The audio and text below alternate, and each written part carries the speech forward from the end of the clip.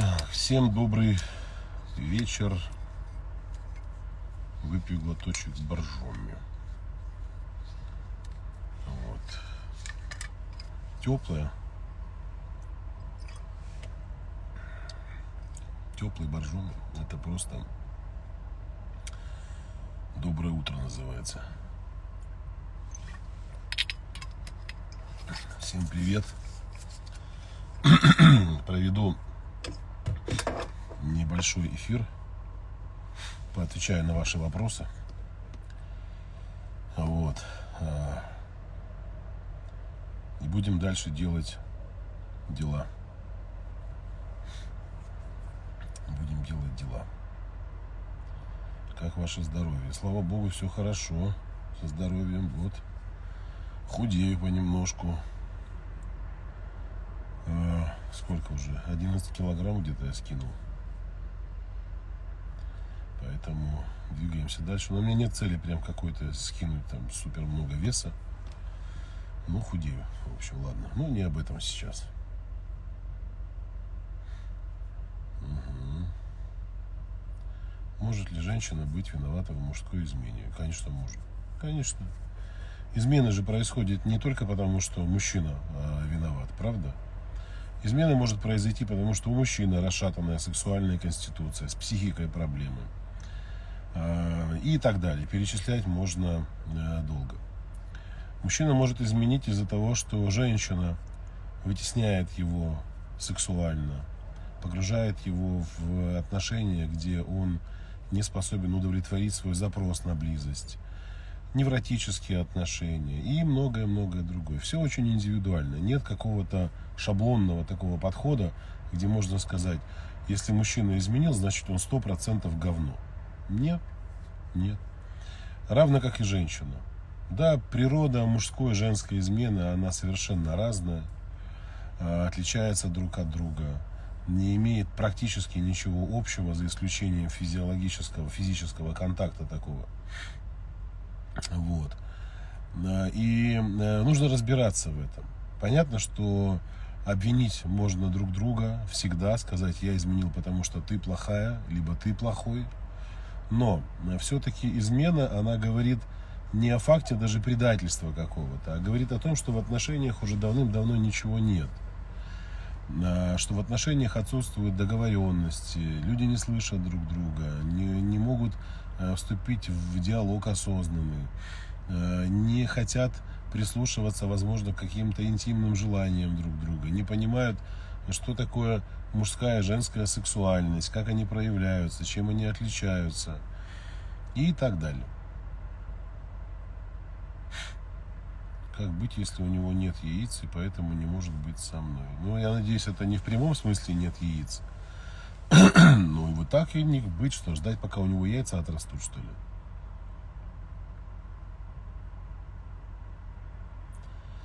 Марк, добрый вечер. Подскажите, можно ли как-то поменять вкусовые предпочтения в плане мужчин? Возбуждают только мудаки. Все понимаю, но не могу кайфануть от хорошего мужчины. Можно ли заставить себя? Ну, заставлять себя, безусловно, не нужно. Не нужно. Дело в том, что здоровые отношения с зрелым человеком, они тоже имеют определенную специфику будоражить ваше сознание, вашу психику и гормональную систему. Это неоспоримый факт. Одно дело, когда отношения скучные, и в них нет ничего интересного. А другое дело, когда они зрелые, в них есть развитие двух партнеров, и вообще они такие другие, живые, настоящие. Но вот с этой потребностью страдать и мучиться нужно что-то делать. Почему? Потому что если у вас уже запускается процесс возбуждения, я даже не говорю про сексуальное возбуждение, а запускается процесс возбуждения вашей психики на недостойного мужчину, на какого-то мудака, это говорит уже о сформировавшейся потребности страдать. А все-таки страдание – это не самый лучший способ получить удовольствие.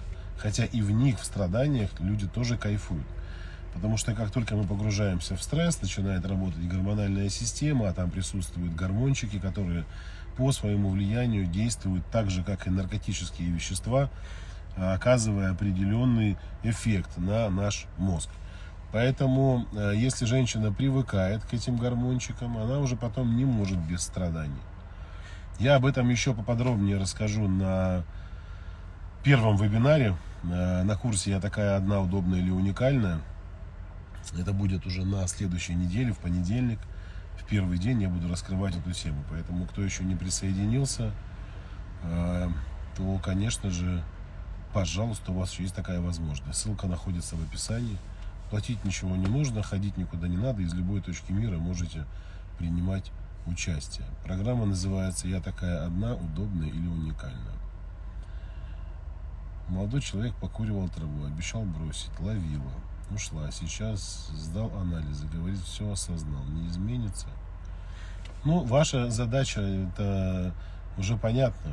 Вы в отношения зачем пришли? Для того, чтобы ловить его на травке.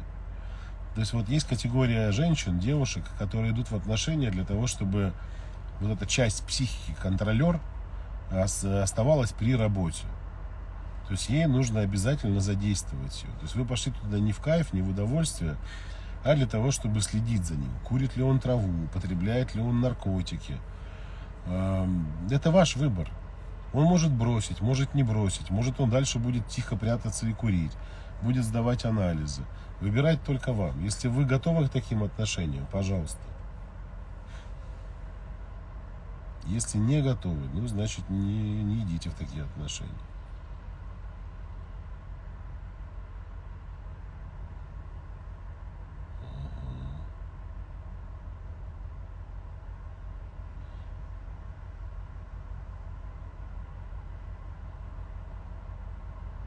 Так. Почему молодой человек после полгода отношений расслабленно ведет себя? И самое, что мне не нравится, его двоюродные братья всегда на первом месте. Я не знаю, почему так себя ведет.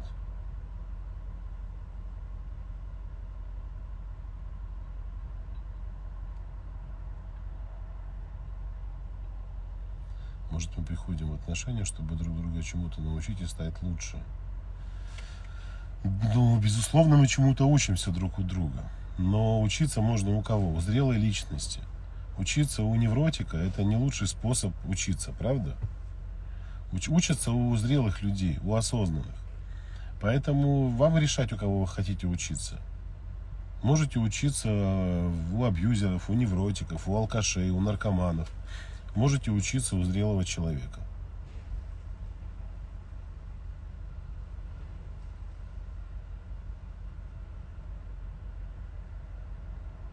Как реагировать, если бывший мужчина может дать денег, но взамен просит интим?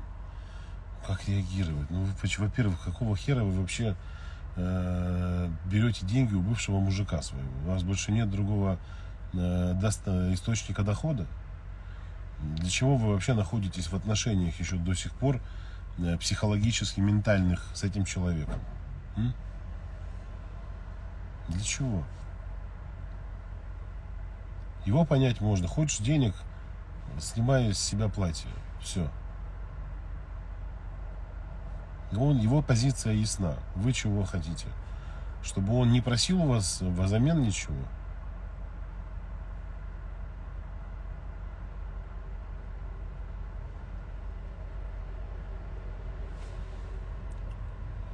Начала жить с молодым человеком, который очень любит меня, но секса с ним не хочу. Хочу бывших. Я вот читаю вот такие вот сообщения, комментарии, вопросы. И можете на меня, конечно, обидеться, но когда вы начинаете мне рассказывать о том, что достойных мужчин нет, мужчины перевелись. Блять, почитайте свои комментарии и вопросы. Правда, простите меня за мой французский. Это же ужас. Это же ужас. Этот парень, влюбленный в вас, возможно, надеется на то, что у вас получатся отношения, может быть, семья, идет с вами в сожительство. Вы вроде с ним живете, а хотите других мужчин. Вы замечаете, девушки, что у вас очень много внутренних конфликтов, что у вас какие-то неразрешенные проблемы, у вас какие-то невротические состояния, комплексы, неуверенность, замкнутость, предрасположенность к абьюзу, к невротическим отношениям, к насильственным отношениям, к отношениям с алкашами, наркоманами. И вы после этого кричите: дайте мне нормального мужчину. Да нахер вы ему нужны, он сбежит от вас через 3 дня. Нормальному мужчине нужна нормальная, зрелая женщина, которая способна с ним хотя бы поговорить о чем-то. А не чтобы он ложился с ней в постель, он, значит, ходит там, работает целый день, пашет, думает о будущем, как бы создать, может быть, семью там. А она в это время думает, как потрахаться с бывшими или хочет бывших. Чего вы претесь в отношения, не будучи готовы к ним? Идите в терапию, работайте над собой, работайте над своими травмами, работайте над своими привычками невротическими. И только после этого лезьте в какие-то отношения. Это же ужас. Самый настоящий. Самый настоящий. Как такое можно вообще допускать? Потом мы обижаемся друг на друга и говорим, что у нас общество деградирует. Так оно перестанет деградировать ровно в тот момент, когда каждый из нас начнет приводить свою психику в порядок. Нет, идут в отношения. Тут в первую очередь отношения нужно наладить с психотерапевтом, не дай бог с психиатром, конечно. Мужчина консервативных взглядов, не любит новое в сексе, игрушки. Что с этим делать? Как нести разнообразие в сексуальную жизнь? Ну, любая консервативность имеет способ модернизироваться, понимаете, и видоизменяться. Поэтому здесь возможно и разговоры, возможно и сюрпризы какие-то для мужчины. Ну, надо к этому приходить обоюдно.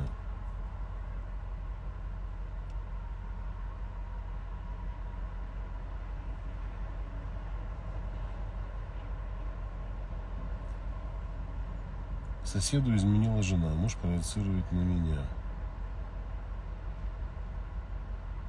Ну что, проекции переноса, они же не просто так. А могут быть в силу травмы, могут быть в силу того, что у самого рыльца в пушку. Понимаете? А может быть страх какой-то. А может быть способ манипуляции. Причин может быть масса, почему он так ведет себя.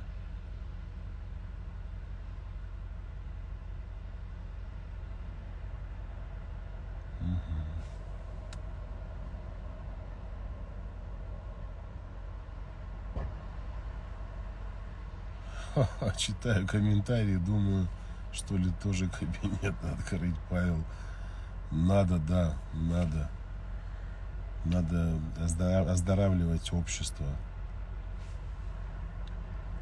Без этого сейчас никуда. Зачем игрушки в близких отношениях? Попробуйте без них. Все же гигиеничнее и лучше, думаю. Меняйте вкусы. Ну тут на вкус и цвет товарищей нет. Кому-то нравится, кому-то не нравится.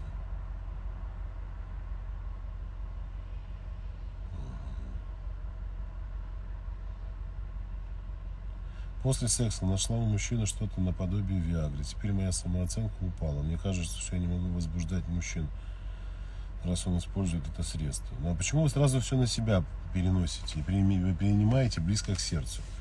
Может, у вашего мужчины проблемы со здоровьем, но он не может об этом признаться, вам стесняется. И для того, чтобы не упасть лицом в грязь, как раз-таки перед девушкой, которую он любит и от которой он в восторге, и которую он боится разочаровать, он и начинает глотать эти таблетки.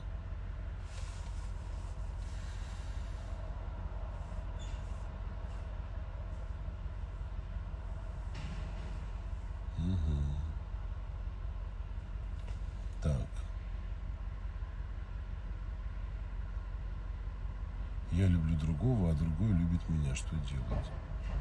Перестать пережевывать вот эти свои мысли и действовать. Любить это глагол. То есть значит действовать, понимаете? А действовать это значит показывать действиями и поступками, что я люблю другого человека. Если тот другой любит вас, он сделает что-то, чтобы быть с вами. А вы сделаете что-то, чтобы быть с ним. А если вы просто рассуждаете, что вы друг друга любите, то вы два невротика. При встрече, ладно, не буду говорить, а видитесь еще. Не буду.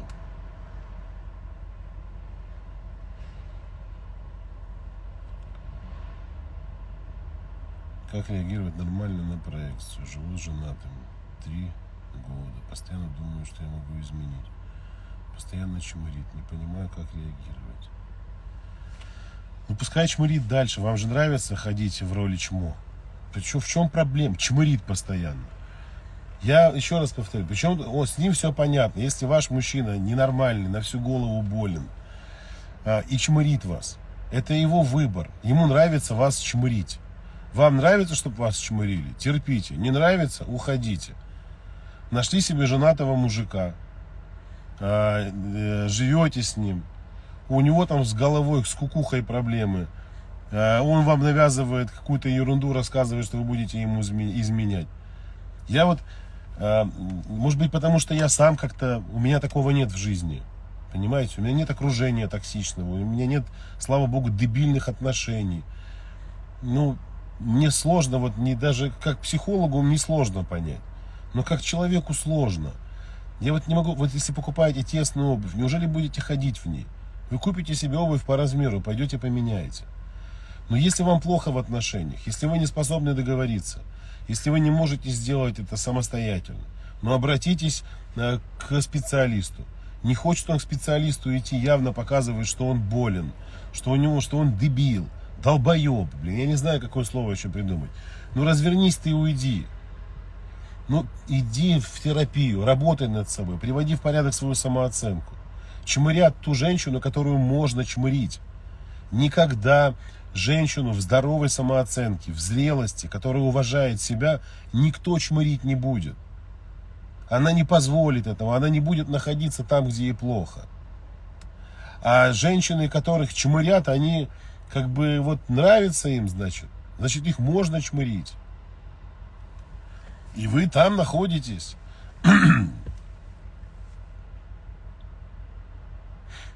Ну вот. Отсутствие токсичного окружения с лихвой компенсирует токсичные подписчики. Ну, я не воспринимаю подписчиков как токсичных. Вот. И все-таки в любом случае это моя деятельность, моя работа.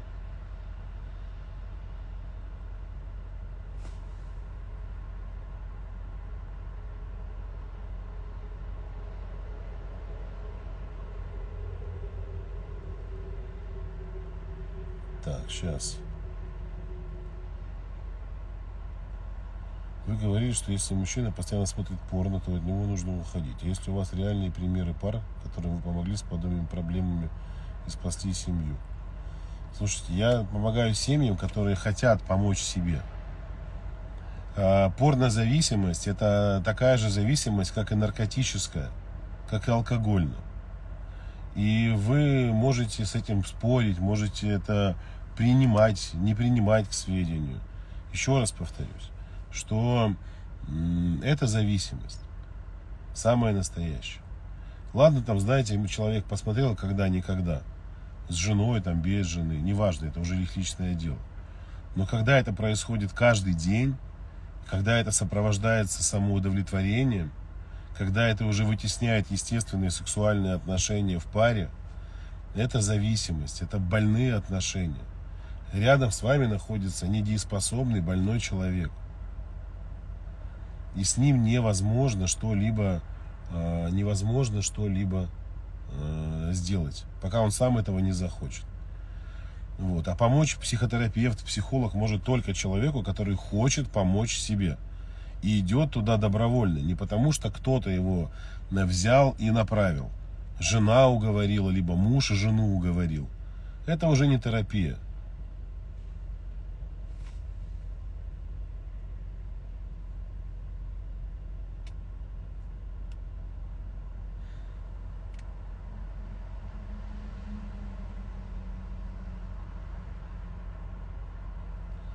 Есть же разные ситуации. Жена с ребенком, и муж обзывает ее или принижает. Уйти ей некуда. Что делать тогда? Терпеть.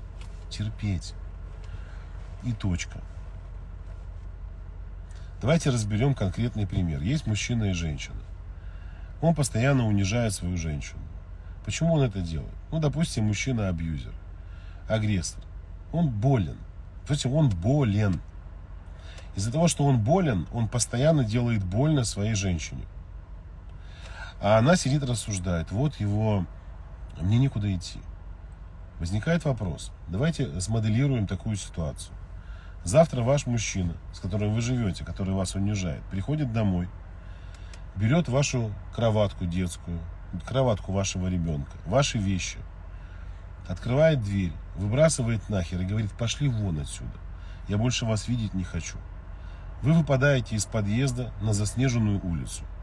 Я вас уверяю, в течение 2-3 часов вы найдете, где переночевать, где поесть, куда пойти и как жить дальше. Это 100%. Поэтому рассуждение о том, некуда идти, это найти внутренние костыли и оправдания, чтобы ничего не менять в своей жизни. Поэтому я не хочу никому ничего навязывать. Я работаю всегда исключительно с осознанными людьми. С людьми, которые понимают, что да, я самостоятельно не могу справиться вот с такими-то, такими-то проблемами. У меня нет на это ни ресурса, ни понимания, запутанность, страхи, но я хочу. Помогите, я готова идти в доверительный процесс, в доверительный терапевтический процесс. Пожалуйста, окей. Будь то групповая программа, индивидуальная, неважно. И человек меняет свою жизнь. А когда люди просто рассуждают: ой, я не знаю, что делать, какие действия ты предприняла для того, чтобы у тебя что-то поменялось, кроме размышлений? Какие? Поэтому действуйте и меньше рассуждайте.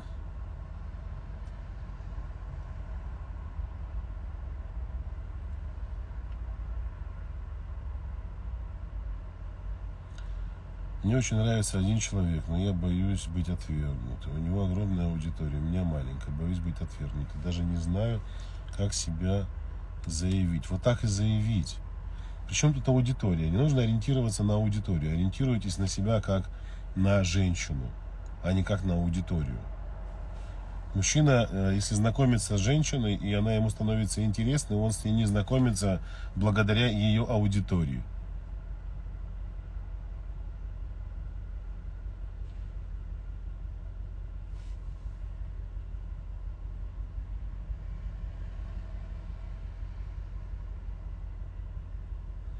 Так.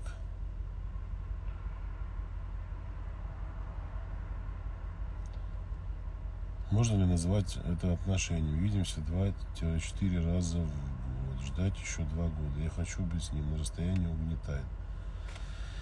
Но если это хотите называть отношениями, называйте. Не знаю я как. Не знаю.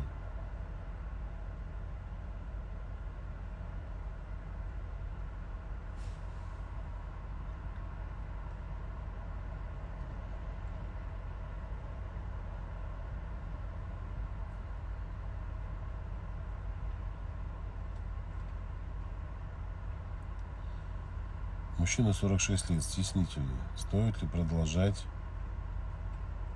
общение? Ну а что вам, стеснительный мужчина не подходит? Вам нужен не стеснительный?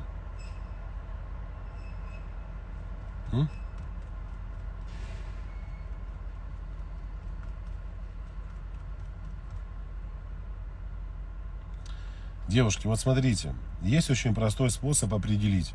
Вы здесь находитесь просто от нечего делать, порассуждать, либо действительно хотите что-то поменять в жизни. Если хотите поменять, у меня в понедельник стартует бесплатная программа диагностическая. Длится 5 дней. Каждый день по 1,5-2 часа. Ну, чаще всего 1,5. И вот за эти 1,5 часа каждый день мы разбираем определенную тему. В понедельник у нас будет тема абьюзивных отношений, личных границ, жертвы, агрессоры, спасатели. Присоединяйтесь. Присоединяйтесь. Если вы действительно хотите изменить свою жизнь. Я вам скажу, что очень многие женщины рассуждают, что хотят изменить ее, но ничего не делают на самом деле.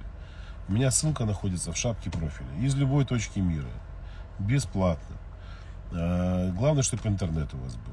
Программа называется «Я такая одна, удобная или уникальная». В верхней шапке профиля, у меня в нижней части профиля есть ссылка. А для мужиков есть что или только женщинам помогаете? Для мужчин мы готовим программу. Сейчас мы запускаем курс для мальчиков, для родителей, у которых есть мальчики, либо для одного из родителей, кто воспитывает мальчика. Вот. И следующий этап у нас будет уже запуск программы для мужчин. Вот. И в общем, скоро все будет. Скоро все будет. Я вам больше скажу, что потребность помогать мужчинам, она такая же, как и потребность помогать женщинам, не меньше, где-то может даже и больше. Потому что что-то я на собственном опыте прожил, а где-то даже не ссылаясь на опыт, а просто на свои знания, мне хочется этого сделать.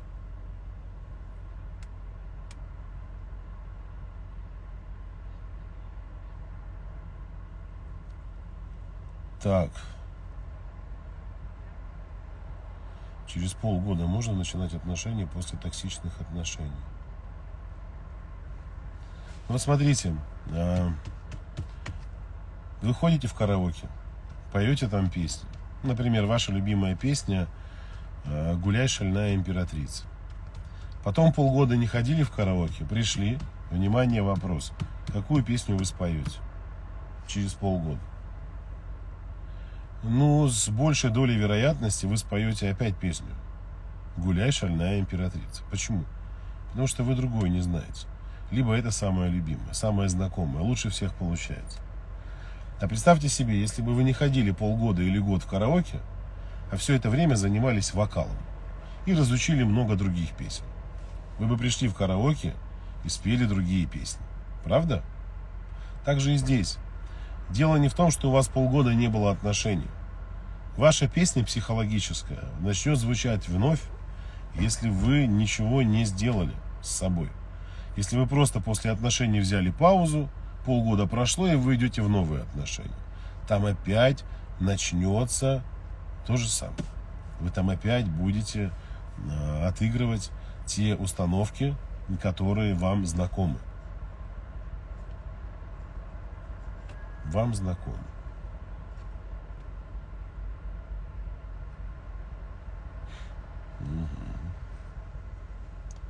Познакомилась с мужчиной, целеустремленный, интересный, очень понравился. Он начинает вести себя как дура. Как это убрать? Да господи, Яна, как дура это как? Вы же там пепельницу ему об голову разбиваете? Или себе бутылку и кричите, я ВДВ? Что значит как дура? Если вы в состоянии влюбленности, не способны себя контролировать, это где-то напоминает поведение ребенка, нормальное явление абсолютно. Нормальное явление.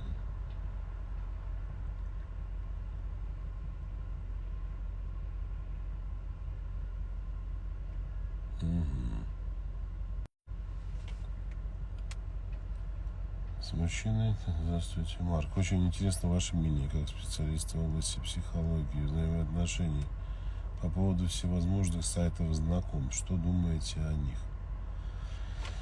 Сайты знакомств. Как инструмент для знакомства, в принципе, допустим. Но засиживаться на них я не рекомендую. Вот если вы познакомились с мужчиной, задача любого человека, который сидит на сайте знакомств, перевести это знакомство как можно быстрее в реальный формат общения. То есть не зависать на виртуальном общении. Виртуальное общение — это западня. Вот я сейчас даже вот здесь наверняка есть девушки, которые много раз удаляли анкеты с сайтов знакомств, а потом обратно туда регистрировались и заходили. Начинает ломать. А знаете почему? Потому что на сайтах знакомств женщина очень часто погружается в мир иллюзий, в мир ложных ожиданий, в мир ложного потенциала отношений, придумывает себе, додумывает, дорисовывает. И это, конечно, просто это катастрофа для женщин. Катастрофа. Там начинает страдать дофаминергическая система ваша, там начинает страдать ваша нервная система, сексуальная энергия, стресс формируется. Ну, в общем, причин может быть много. Много.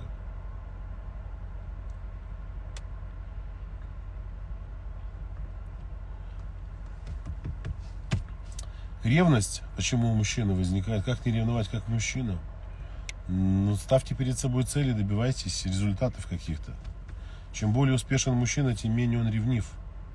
Ревность, она, как правило, не основана и не адресована женщине, если она не дает никакого повода. Ревность – это страх проиграть другому мужчине. Это страх, когда ты осознаешь и понимаешь, что он круче, чем ты, что он может произвести большее впечатление на твою женщину, и что твоя женщина может начать замечать более успешных мужчин. И как бы вы этого ни хотели, так и происходит. Женщина всегда смотрит в сторону сильного, потому что ей с ним безопаснее. И каким бы вы ни были красавчиком, какой бы он ни был у вас там пресс накачанный, и жопка подтянутая, и мышцы, женщина будет с тем мужчиной, который ей дает гарантии безопасности, рядом с которым она может чувствовать себя женщиной, рядом с которым она может себя любить. Поэтому я всегда ревнивым мужчинам рекомендую совмещать психотерапию и идти в достижение каких-то результатов, ставить перед собой цели и достигать этих целей, добиваться. Чем больше у мужчин побед, достижений, тем больше уверенности в себе, тем больше тестостерона. Пропадает эта инфантильная, сопливая херня. А если она найдет себе другого? А если она изменит? Так ты должен радоваться. Я всегда говорю, что если вы обнаруживаете, что рядом с вами появляется, мужчин касается, рядом с вами появляется гулящая женщина, вы должны поблагодарить ее за то, что это проявилось, за то, что это вышло на поверхность. Пожелать ей удачи и отправить. Невротик инфантильный будет страдать, мучиться, лежать на диване, заливать все это алкоголем. Мужчина успешный повернется, отряхнется.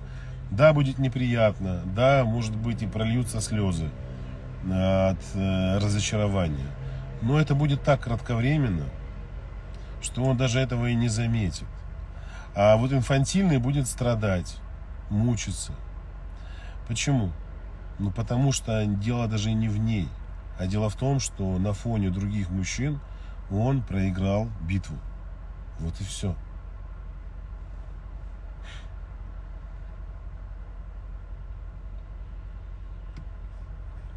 Если мужчина не ревнует жену, ну и правильно и делает, и чего? А что, зачем ее ревновать?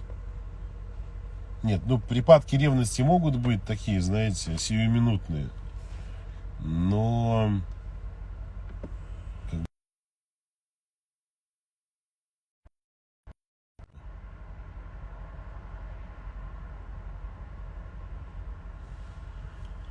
как понять на первый план, что мужчина реально заинтересован?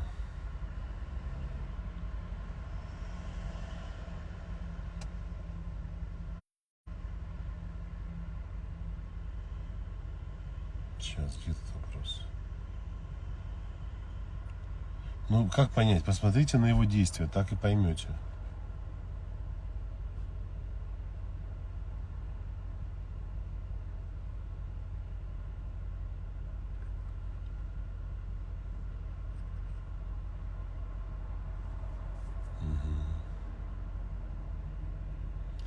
Здравствуйте, Марк. Мне 19 лет, присутствует страх общения с мужчинами. С чем это может быть связано? Да причин очень много может быть. Тут как я могу предполагать сейчас, пальцем в небо. Может быть что-то с папой, может с мамой, может быть и не с папой, и не с мамой связано.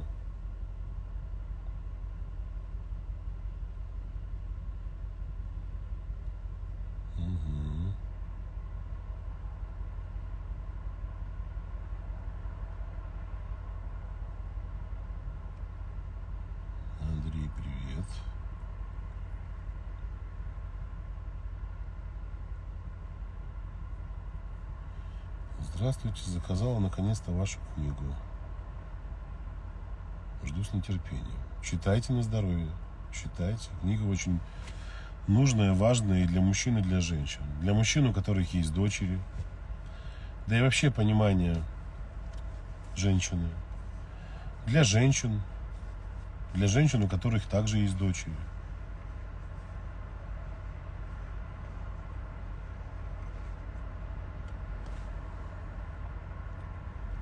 Где купить книгу? В магазине. В интернет вбейте, купить книгу «Девочка, девушка, женщина».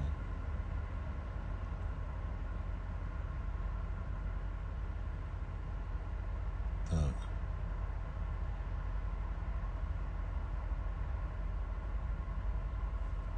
Возможно не общаться со всем семьей мужа. Плохие отношения очень. И ненависть с их стороны. Если вы чувствуете, что ребенку угрожает реальная опасность, то есть его детской психике, он еще маленький, не готов, то, безусловно, это общение не нужно его отменять, не нужно блокировать. Сделать так, чтобы папа общался с ребенком в вашем присутствии, либо в присутствии каких-то еще людей с вашей стороны, ваших родителей, например. Тогда, да.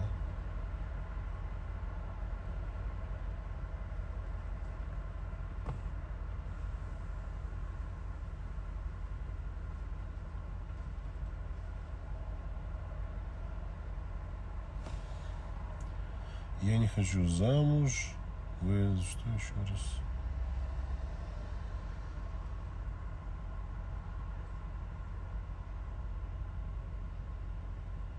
Что-то я не хочу замуж во избежание измены и убийства. Это правильно? Ну, нет, неправильно. Что теперь, если вы боитесь измену, не нужно замуж выходить? Чего ж вы тогда ходите в рестораны? Вы не боитесь, что вас там отравят? Зачем вы покупаете обувь? Вы не боитесь, что она порвется? Зачем вы летите в самолете? Вы не думаете, что он упадет вместе с вами?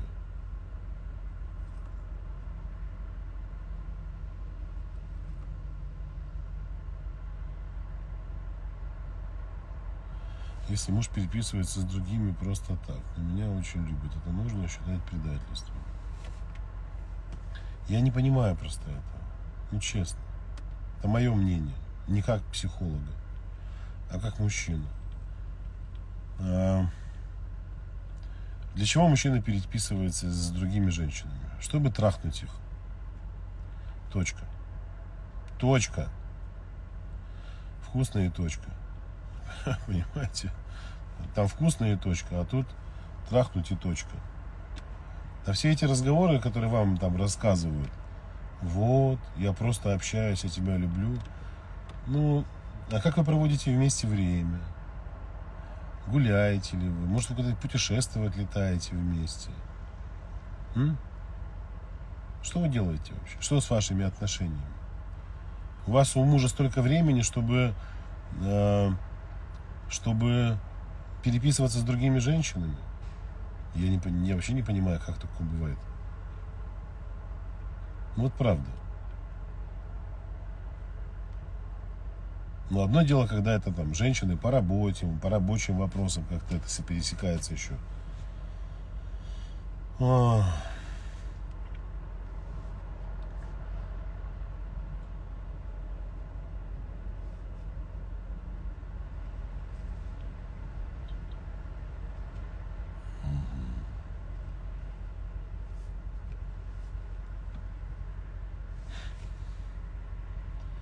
Семь месяцев назад рассталась с мужем-абьюзером, била, ревновала. Вроде немало времени прошло, а тянет только к нему, капец. Еще ни с кем не успела пообщаться, даже не хочу. Почему, думала, время лечит. Да время ничего не лечит, уже объяснял. В терапию идите, сидите там, тянет к нему. Ну идите, получите пару раз по щам, потом опять перестанет тянуть.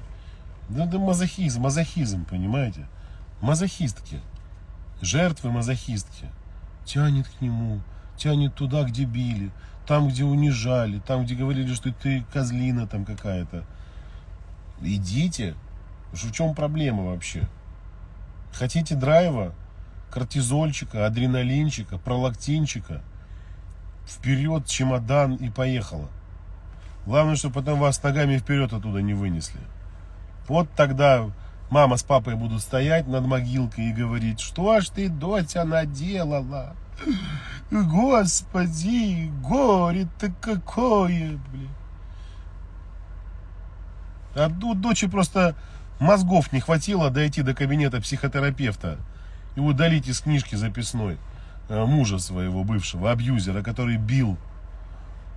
И просто их повезло, ей, что ее не убили. Выиграла в лотерею просто счастливый билет, жива осталась.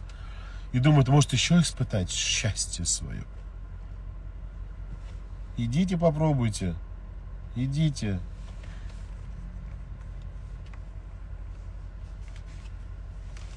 Но если мужчины тоже, знаете, как ко мне часто приходили раньше. Мужчина говорит: слушай, ну задолбало, провоцирует прям реально. Прихожу домой, бросается с кулаками, блин, со сковородками, стаканы бросает в меня, лицо расцарапывает, бьет сама. Бьет. Мне, дружище, ну как бы, ты хочешь в тюрьме посидеть? Вали от нее, это же больная женщина у тебя рядом с тобой. Просто убегай от нее быстрее. Она тебя либо ночью привалит, либо ты ее неосторожно ударишь и потом в тюрьме будешь.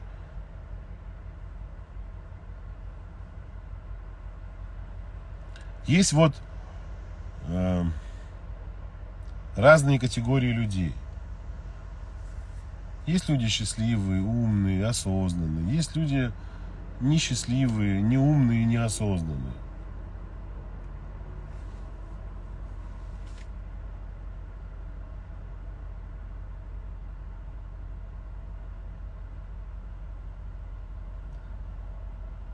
У меня тоже муж был абьюзером. Прожили 20 лет. Нашла возможность наконец-то уйти. Прошло 5 лет. Ни секунды не сомневалась в правильности решения своего. 5 лет живу с детьми. Я счастлива. Это прекрасно. Это прекрасно.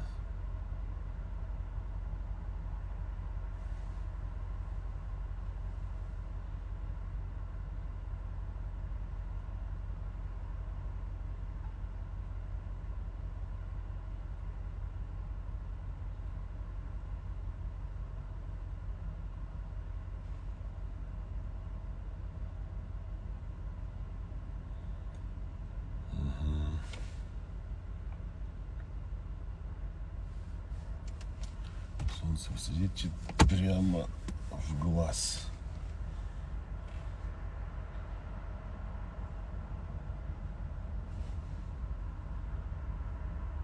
Прекратила общение с мамой. Так ее муж постоянно выражает недовольство, когда я ее куда приглашаю, зову гулять. Она всегда впереди ставит свою семью.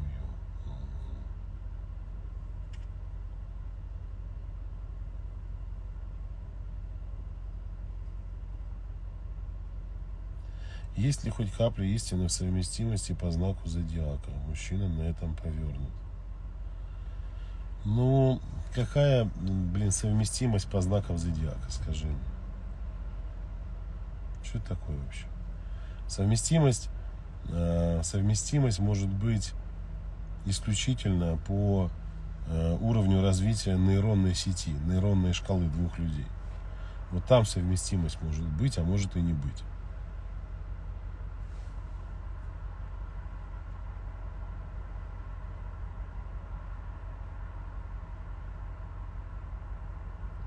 Гражданский муж обвиняет, что я его не поддерживаю в его начинаниях. Я зарабатываю больше, чем он. Я не понимаю это. Пусть женится сначала, муж гражданский. Пристроился там, трутень. Сидит, блин, никакой ответ. Я пока не готов жениться, мы пока не готовы, мне нужно денег. Блять, миллионы мужиков, лохи ходят и никогда не будут иметь денег. Это семья, когда он выбирает себе женщину, великую женщину для себя, с которой нужно строить отношения, любить, заботиться о ней. Вот с такой женщиной нужно быть в отношениях. Это дает ресурс. А как вы можете давать ему какой-то ресурс и вдохновлять его, если вы рядом с ним чувствуете себя вообще небезопасно? Вы даже понять не можете, кто вы для него, гражданский муж. Гражданский муж — это сожитель, муж гражданский. Муж — это человек, который вот в паспорте печать есть. Вот это муж. А все остальное — это херня.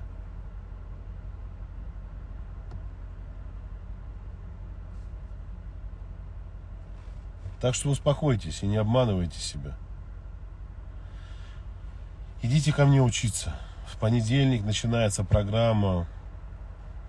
Будет очень классно. Много полезного материала. Будет очень круто, правда. Посмотрите. Муж постоянно изменяет. Молодец. Молодец у вас муж. Спит с разными женщинами. Трогает разные груди, попы. Ему нравится. И он кайфует от этого. Я вас уверяю. Он кайфует.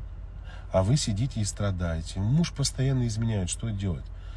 На основании чего ваш муж должен перестать изменять вам? Если вам можно изменять. Вы что думаете? Он когда-нибудь остановится? Нет. Нет, никогда. Примите это как данность. Вам всегда будут изменять. Он будет спать с другими женщинами. А вы всегда будете ныть. Мне изменяет муж постоянно. Мне муж изменяет постоянно. И правильно делает. Вы уже своей неуверенностью в себе, нелюбовью к себе стали для своего мужика токсичной. Он себе живет свою жизнь. А вы вообще не живете свою жизнь. В себя приходите. И начинайте любить себя. Идите в процесс любви к себе. Вперед.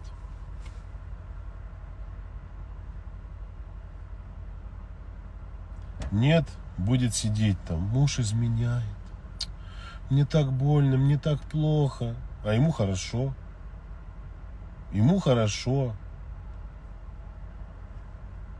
Сопли потерли.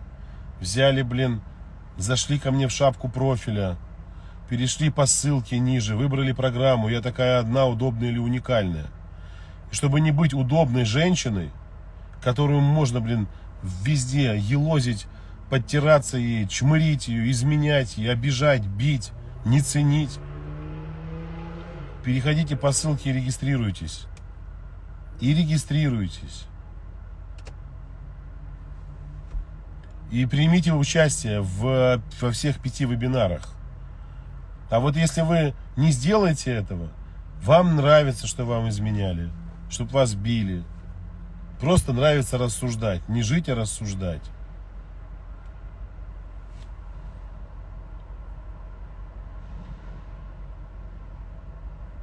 Марк, вас послушать, вообще ни с кем не нужно строить отношения. Оксана, да кто вам запрещает, Господи?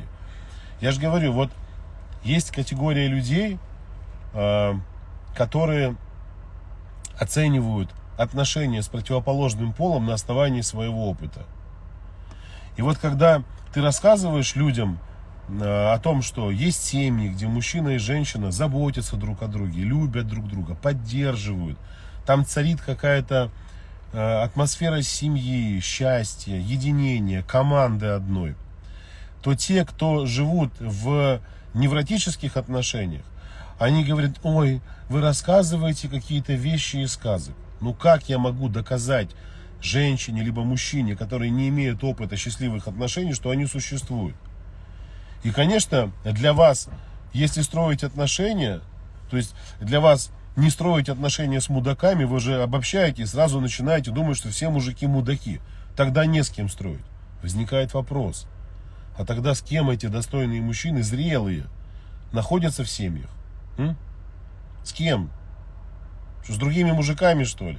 Нет, с женщинами другими. У них дети есть.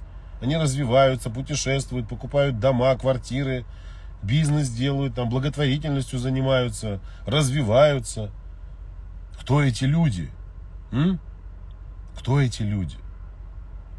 Поэтому, конечно, женщине, которая такого опыта не имеет, и у нее постоянно то алкаш, то абьюзер, то наркоман, то маменькин сынок, то дебилоид какой-то безмозглый, с которым даже поговорить нельзя, она потом начинает воспринимать: все мужики козлы, все мужики уроды.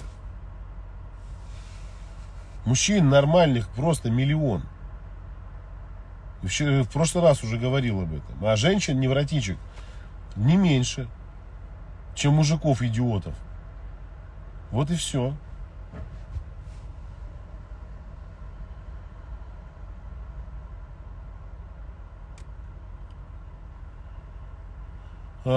Так, давайте еще один вопрос и будем заканчивать. Где эти миллионы? Евгения спрашивает. Ну где же они, эти миллионы? Покажите мне их. Я хочу пройти мимо этих миллионов.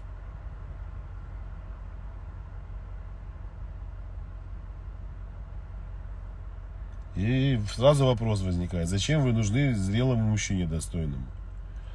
Я всегда говорю, парни, мужчины, вот я знаю, вы здесь есть.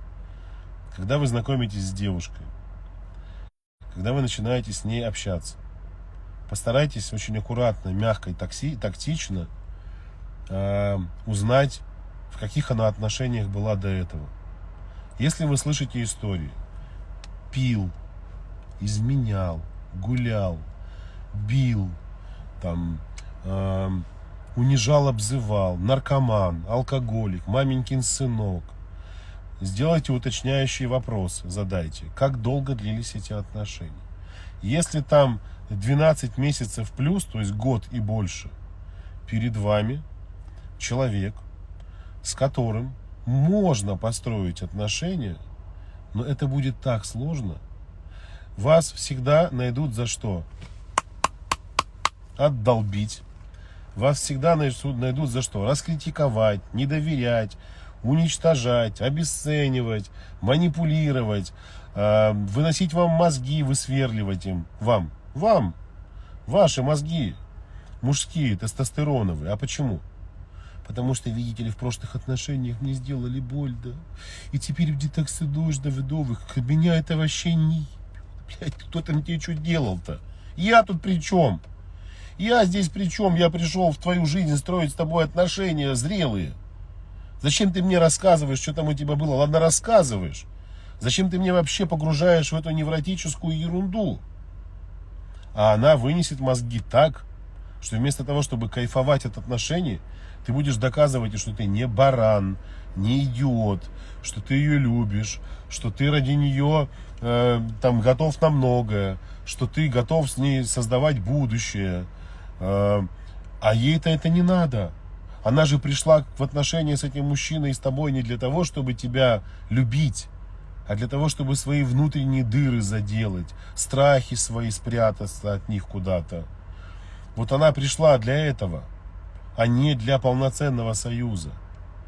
И вот как только ты понимаешь, что начинается вот такой невротический сюр, жопа к жопе, кто дальше прыгнул. Желательно с попутным ветром. И тогда с психикой все будет в порядке. Тогда будет в порядке. Вот. Выдохнул. Устал. Пойду за своей женой, за своим сынулькой маленьким. И поедем на дачу. Уединяться с природой, наполнять себя ресурсными состояниями. Так что берегите себя. Я завтра постараюсь выйти в эфир. Нет, завтра точно. Не завтра, а послезавтра. Выйду в эфир в воскресенье. Завтра запущу лайв-контент из загородного дома. Буду что-нибудь готовить на костре. Барашка, возможно, может быть, не только. Что-нибудь, короче, буду делать вкусненькое. В прошлый раз облажался, короче, я. Приготовил плов, рыбу закоптил. И взял соль, которой никогда не пользовался, такую крупную. Сука, пересолил всю рыбу. Соленючая. Гости едят. Говорят, как вкусно, только слегка солененькая. Как попробовал. Ёптель-моптель. И что ж вы молчали-то? И едят, улыбаются, чтобы не обидеть. Не, чтобы выплюнуть, сказать, как это есть можно. Правду. Зачем это вот надо? Все. Один раз у меня был случай, когда я готовил тоже плов.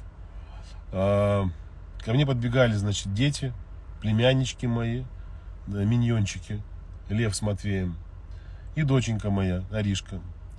И одни кричат: дядя Мак, дай нам соль, мы хотим помочь тебе посолить плов. И дочь: папа, дай мне. Что вы думаете, пока я там дровишки подкалывал, эти жуки, каждый по очереди подходили и солили этот плов. По щепоточке, по 2, по 3, по 5 помощнички. Ну и все, плов ушел в утиль. В общем, ладно, всем хорошего вечера. Еще раз напоминаю, что в понедельник стартует программа у меня. Очень классная, крутая, диагностический курс. Психологический диагностический курс для женщин. Мужчинам, думаю, будет интересно посмотреть, понять вообще структуру женской психологии. Поэтому ссылка у меня в шапке профиля. Переходите по ней. Любите друг друга. Девочки-страдалицы, хватит страдать. Я вас умоляю. Обрезайте свои эти крылья страдальческие. Выпускайте новые перышки. Перышки, на которых вы будете порхать, любить себя, развиваться. Хватит сидеть вот в этих окопах своих невротических, абьюзивных. Зарегистрировались на программу и вперед. Сопли подтерли. Сами не справляетесь, так и пишите мне в комментариях на вебинарах. Марк, дайте пендель волшебный.